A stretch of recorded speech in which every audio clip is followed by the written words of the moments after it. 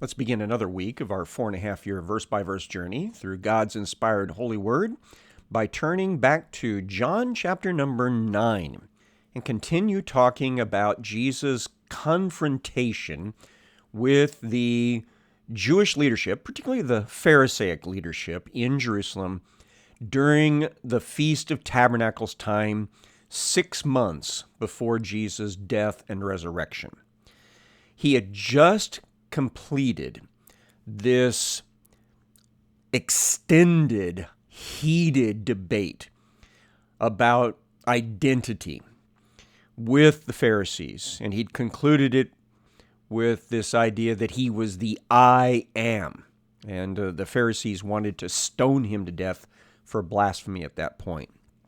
And then he left the area of the temple where that debate had happened, probably going from the court of women area into the court of the Gentiles. And I told you that that's where a lot of those who had physical imperaties that made it hard for them to work would gather in order to ask for donations, ask for alms from the many hundreds of thousands of worshipers that came through that area each and every week. And so we are told in John chapter 9, verse 1, that as he passed by, he saw a man blind from birth. So this man, we'll find out later, he's of majority age, so he's got to be in his 20s or older. He has never been able to see, always blind. So verse 2, his disciples asked him, they want to ask a philosophical question. Rabbi, who sinned, this man or his parents, that he was born blind? Now that seems a little odd to us to ask about the man himself being the one that caused the blindness when he was a little bitty baby, that is, a fetus inside his mother's womb. But we need to understand the philosophical mindset of the Pharisees. And with that in mind, I thought that we might start with a little something out of Josephus. Josephus was a first century Jewish author. He was himself a Pharisee, and so he knows what Pharisees believe. So in Antiquities of the Jews, book number 18, and let's see, it's also chapter number 1 of book 18, down in subsection number 3, he begins to talk about the belief system of the Pharisees. And this is what he says. Now, for the Pharisees, they live meanly. Now, that's not mean as in they're vicious, but rather controlled, under restraint. They despise delicacies in diet. So they're not like eating a bunch of fancy foods. Very, very straightforward diet. And they follow the conduct of reason. So they believed in the benefits of study and even the study of philosophy. And what that prescribes to them as good for them, they do. So whatever it is they feel is good, they feel they need to engage in that. They need to do good. Continuing. They think they ought to earnestly strive to observe reason's dictates for practice. They also pay a respect to such as are in years. So they have respect for their elders. Nor are they so bold as to contradict them in anything which they have introduced. So they don't contradict people older than themselves, except under very extreme circumstances. And when they determine that all things are done by fate, they do not take away the freedom from men of acting as they think fit, since their notion is that it has pleased God to make a temperament whereby what he wills is done, but so that the will of men can act virtuously or viciously. Now, that's the part I wanted to get to. The Pharisees, according to Josephus, and he was one, believed in fate, that everyone was either lost or saved at the time of their conception, at the time of their birth. And that God, of course, was the one that chose that. But they also believed that inside those two categories, the people saved by God's choice and the people not saved by God's choice, that the people had the free will to do as they wish, but that those actions, those free will actions, came with a response from God. So in the case of those that were sinners, they still could choose to do some nice things, which God might actually reward them in this life for, but more likely they would choose to do wrong things, which God would punish them for. And the Pharisees further believed that the things that happen to you in life represented those actions of God. Now I hope you understand why the apostles are asking the question they asked. They are looking at a man here who has been without sight and forced to beg for his living for at least 20 years because he was born blind. And that must be because God did that to him. And if God did it to him, it must be because of sin. And so their question is, was it because of his mom and dad's sin that God punished them by making this baby born blind? Or did the baby himself, in mom's womb, do something, say something, think something that was sinful enough that God struck him with this debilitating condition? Now, I don't believe in fatalism. I believe that everyone is born innocent, just like Adam and Eve, and that everyone has free will to choose what they're going to do with this gift of life. I believe that 1 Corinthians 10:13 applies to everyone, that no temptation has come upon us except that which is common to all mankind. And God is faithful in that he will not permit us to be tempted beyond what we are capable. And with that temptation will provide a way of escape that we may be able to endure it. So I am convinced from Scripture that everyone has the free will to sin, which they do, for all have sinned and fall short of God's glory, and that it's their own fault, my own fault, that I am separated from God and that they are separated from God.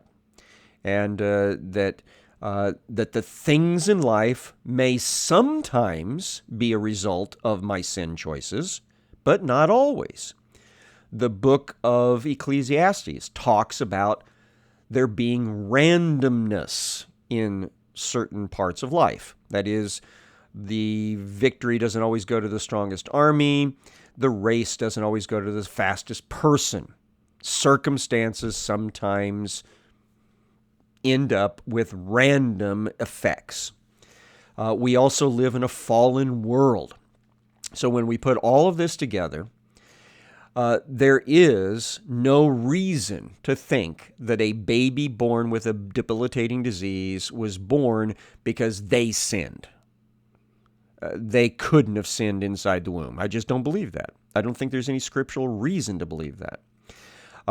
They could have been born with a debilitating disease because of something their parents did, because we know some debilitating diseases are the result of poor choices by parents. Think about crack babies, babies born with other alcohol syndrome, things like that. But sometimes a disease is just random. It might be genetic that just pops up from time to time. Sometimes it might be environmental that just happens to hit the child. So the question that these guys are asking, the second part of it, I think, is unjustified. The first part of it, they might think that it's justified. Did mom and dad do something wrong? But Jesus is not going to let them continue in this belief much longer. Verse number 3, Jesus answered, "It is not that this man sinned or his parents." So let's settle that right off the bat. His mom and dad didn't sin, and therefore that's why he's born blind. He didn't sin himself while he was in mom's womb, and that's why he was born blind. So, why? But that the works of God might be displayed in him, meaning he was born blind for some other reason, just the fact that it's in a part of a fallen world.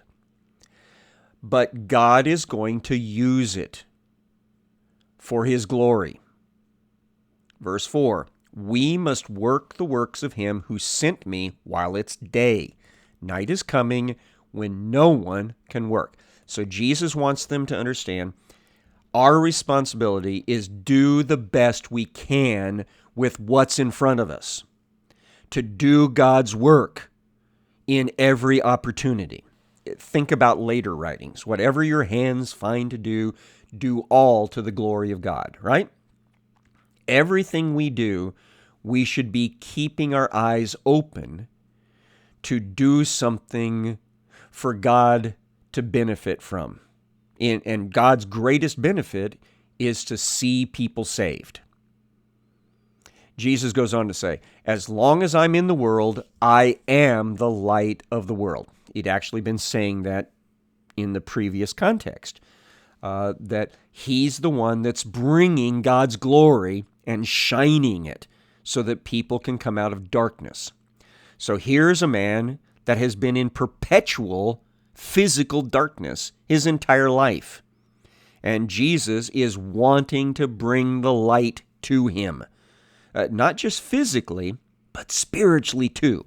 And that's what we ought to be doing as well. As long as we have physical capability, we should do things that will bring the light of Jesus to other people. All right, now, verse 6. "Having said these things, he spat on the ground and made mud with the saliva. And then he anointed the man's eyes with the mud." Now, the question comes up all the time, why did Jesus do it this way? And my honest answer is, I don't know. There have been some suggestions in the commentaries and things that it was believed that the spit, the saliva of righteous prophets had some supernatural ability. I am hard-pressed to point to any first century primary resources with that evidence. Other than Jesus, I can't find any. And so I'm not altogether certain that was the case in the first century. But I do know that spit is sometimes used as a ready source of moisture. And so Jesus wants to make mud to anoint the guy's eyes with, because he wants the guy to wash this mud off. So it may be just simple as he needed to spit to make some mud. And if that's the case, I'm fine with that. Let's go on. So he smears this saliva mud on the guy's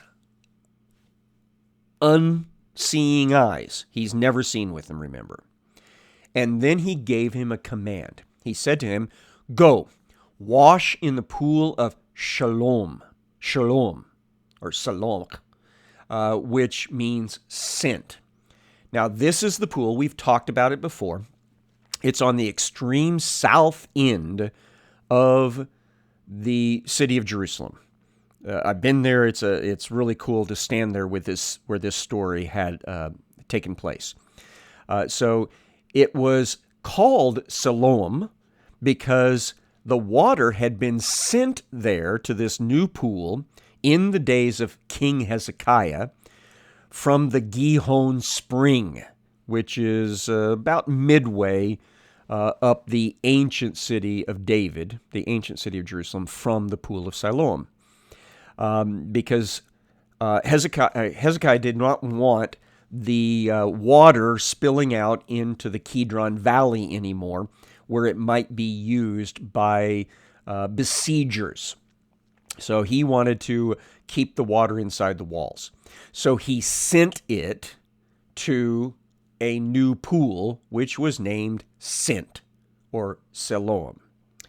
Now, Siloam is at the southern end of the pathway of the pilgrims that has just been recently excavated even more in Jerusalem. I'm excited that this October I'm going to get to see another big section of it and walk this path that this man would have walked.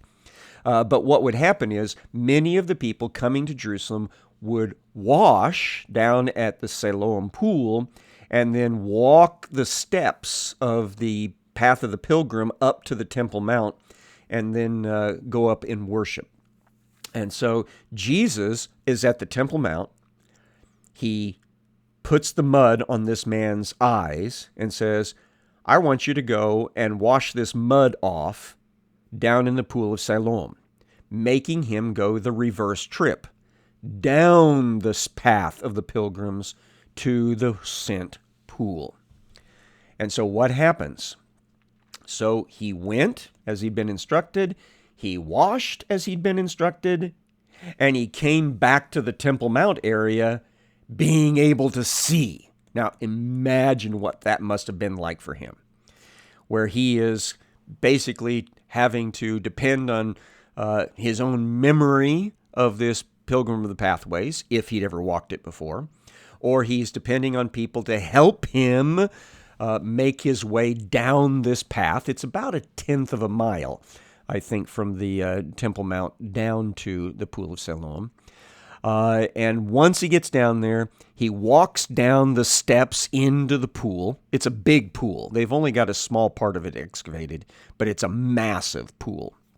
And he walks down into it, and then he cups water up and brings it to his face and washes off this mud that the guy had put on his eyes. And lo and behold, the moment the mud's gone and he opens his eyes, he can see again. Actually, never before. He can see. And suddenly he is just overwhelmed by the sights of Jerusalem and life. And no doubt he was praising and yelling and all excited, and he makes his way back up the path of the pilgrims, all the way back to the Temple Mount, back to the area where he'd been sitting.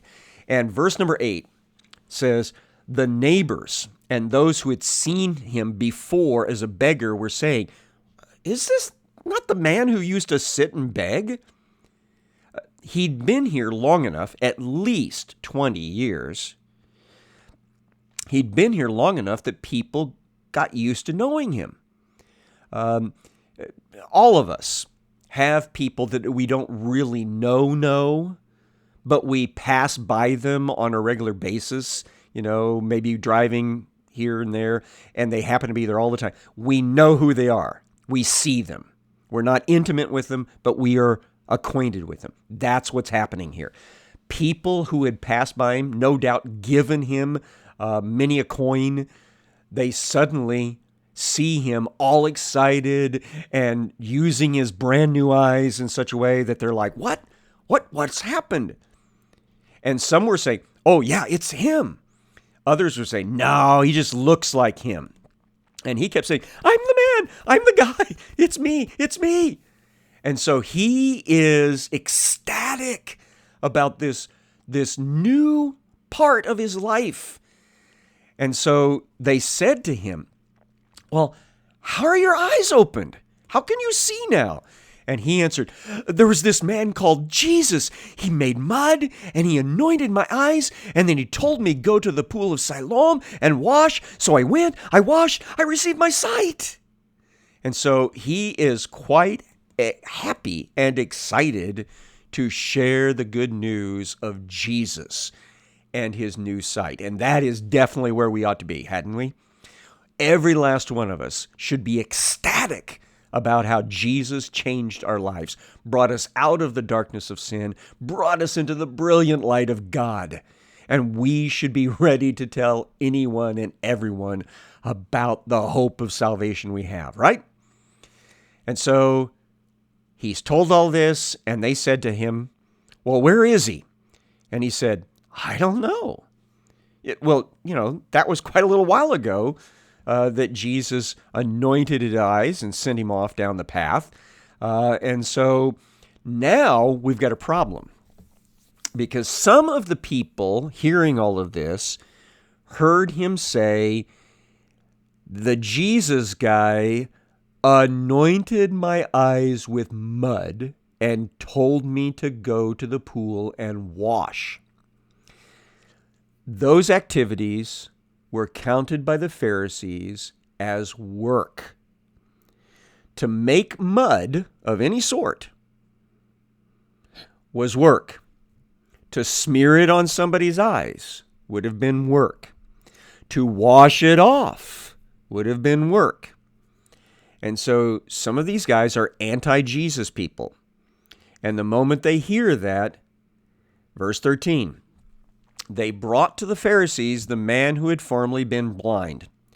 Now, it was a Sabbath day when Jesus made the mud and opened his eyes. And so that means we're on the 24th day of the 7th month of this particular Jewish year. It is October the 18th by our calendar, and therefore a Saturday.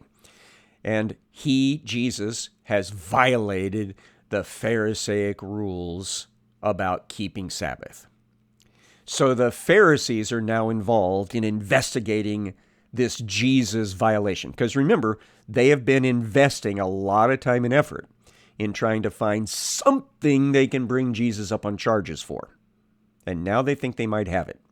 So the Pharisees again asked him how he had received his sight. And he said to them, he put mud on my eyes, and then I washed, and I see. Some of the Pharisees said, this man is not from God, for he does not keep the Sabbath. Because, he broke the Pharisaic idea by making mud, But others said, well, how can a man who is a sinner do such signs? That's a good question, isn't it?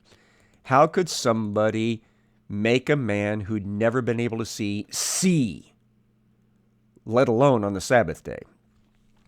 So there was division among them. Jesus has this polarizing effect, doesn't he?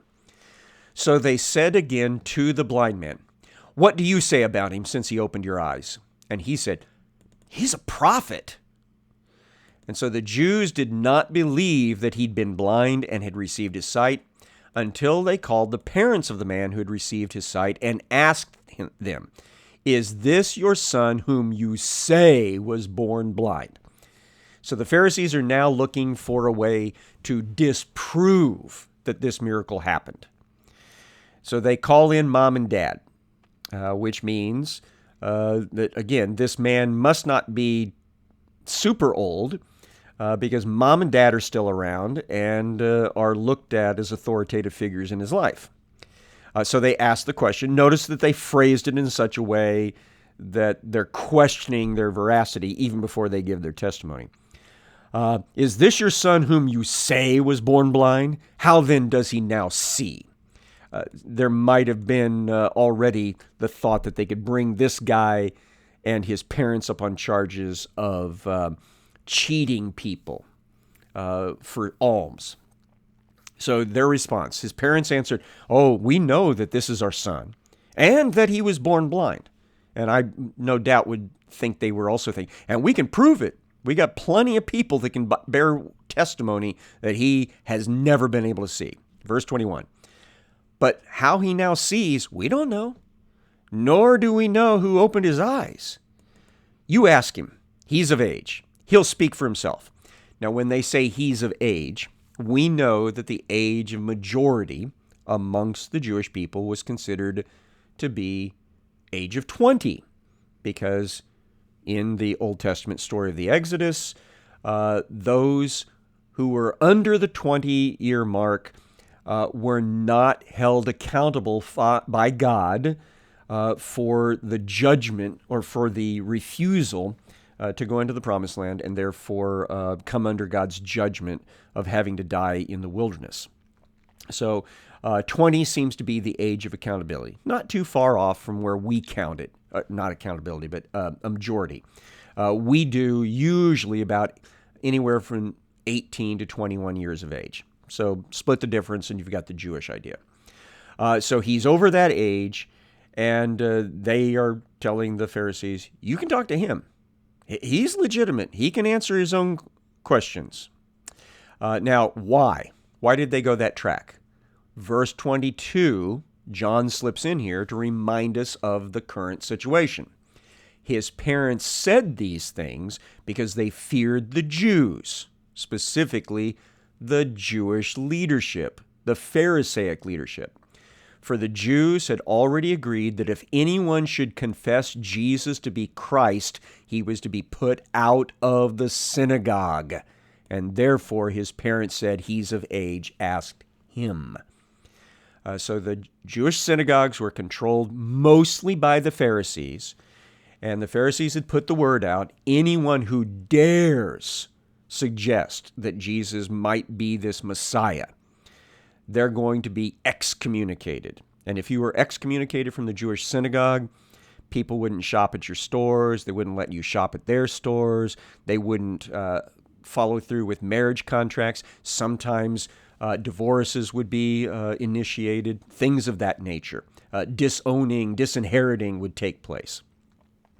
So the Pharisees are putting the thumb screws to everybody. And these guys feel it and say, you need to talk to him. He's of age.